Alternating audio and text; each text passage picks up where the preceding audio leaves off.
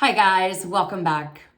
One of the things I've really been exploring more on my own and with my clients for the last few weeks is this exploration of offering loving kindness to whatever is arising, whatever's coming up in the moment, offering it love, grace, an open space, open arms, kindness. And this seems easy enough, right? Like, just be kind, just offer love. It just seems so simple and straightforward. And yet there are areas in which our minds say, no, not that. That is excluded from love and kindness. And that is excluded from the open space of unconditional love. And one of the things that the mind loves to say is excluded from this exploration of loving kindness is intrusive thoughts. Those thoughts that feel scary, terrifying, that bring up ideas of rage or emotions of rage, grief, jealousy, all those thoughts, those intrusive thoughts, which by design, by definition, are the thoughts we hate, the thoughts we would give anything if they would just go away. So first, I just want to point out a few of the universal thoughts, those intrusive thoughts that I hear every day with clients. And it's so interesting that individual clients are so sure they're the only ones that have these. And I get the joy of reassuring them. No, those are universal. I hear them all day, every day. They're thoughts like, what if I never get this? What if I never get this whole understanding of my well-being and who I really am? And I die without finding out. I die without learning this beautiful freedom of knowing who I really am beyond this physical form, beyond the apparent materiality of this universe. I also hear, what if I hurt myself? What if I harm myself? And some have even very specific ideas of what if I do this very specific thing to harm myself. I don't want to. I want that story, that thought, that intrusive thought to go away. It's not that they have plans or ideas. They just hate that the thought of harming themselves comes up. So universal, so incredibly universal. Other thoughts are thoughts about, what if I die? What if something happens to one of my kids? What if I get sick? What if this, whatever illness, symptom, sensation never goes away? There's so many intrusive thoughts out there. And the funny thing is, maybe not funny, the interesting thing is, we all have a tendency to think that intrusive thoughts are ours. They belong to us. They're personal. They say something about us. Because that same mind that talks about all these intrusive thoughts is the same mind that says I, me, my. And so everything feels personal. It feels like it's about me, my, and I. But I'm here today to offer an idea, something fresh, something new, hopefully. Instead of trying to get rid of those intrusive thoughts, instead of trying to turn them around from icky thoughts to happy thoughts, negative thoughts to positive thoughts, all the mental gymnastics, the emotional gymnastics our Western culture has taught us to do. What if instead we have them? We say, okay, you're here. It's not about me. It can't be. It's universal. It's part of the collective consciousness. All of those thoughts are part of this incredible collective consciousness. So notice the thought. What if I harm myself? What if something happens to my child? Actually have it. Stop running from it. Stop pushing it back down into the belly. I like to say that all the things we push down and kind of hide from view, it's like mold growing in the basement. It loves the dark. Mold loves the dark to grow. Those thoughts that we hate, the ones we call intrusive, the ones we call scary, the ones we just don't want to look at because it feels so bad, that's like mold growing in the basement. Let's bring those to the light. Our culture Our social media, our media, people around us have taught us for so long, don't look at the negative ones. Don't energize the negative thoughts. Hide them. Distract from them. Look away from them. Turn your attention. And what do? We find ourselves in the midst of the biggest international mental health crisis ever, because we're looking away from something that doesn't need to be looked away from.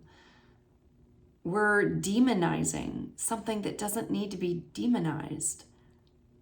I'm suggesting the opposite.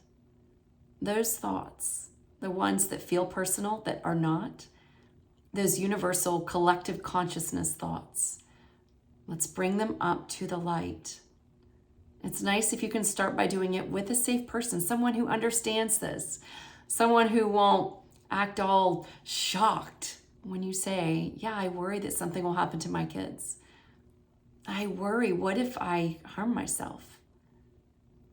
Have this conversation with someone who understands, who knows that those thoughts are not personal, they are not meaningful, they don't mean anything about your future, they don't mean anything about your behavior, your personality, or what you might actually do. They're imaginary. They're collective consciousness. They're universal. They're not personal. So what if we actually bring those thoughts all the way to the light and we bring this loving kindness to them? We say for the first time, maybe ever, we bring it up. I always picture those thoughts like living in my belly, metaphorically. I know they don't live in my belly, but that's just sort of what occurs to me is I imagine bringing these thoughts all the way up to the light from my belly into the sunlight and saying, I offer you love and kindness. I hold space of unconditional love for you. I let those feelings, not that I can let or not let, but I have the experience of letting those feelings come all the way up. I metaphorically open my arms as wide as I can. I remember who I am, this beautiful open container, this space, this witnessing presence, this space of unconditional love, the space of freedom, the space of bliss and joy that openly, warmly, lovingly holds all thoughts. The intrusive ones, the scary ones, all of them. Maybe it's time we stop. I love the metaphor of like holding the beach ball under the water. Just let it come up.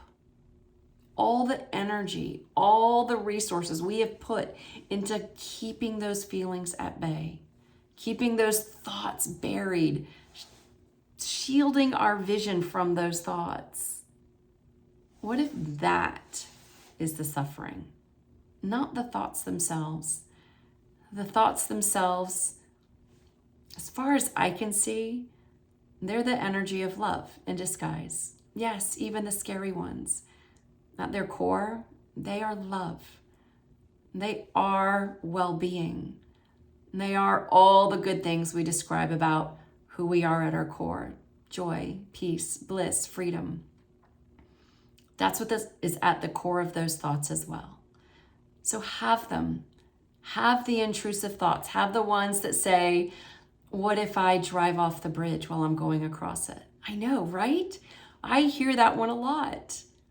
It's universal. It's not personal. And it has nothing to do with what will actually happen in reality. It's a thought that we've been taught to fear. But that's learning. We don't have to keep on in that same learned, conditioned, programming way of being. Have the intrusive thoughts all the way through. Have them. Hold them. Offer them a space of love, of kindness, almost like you're picking up a crying child. Come here.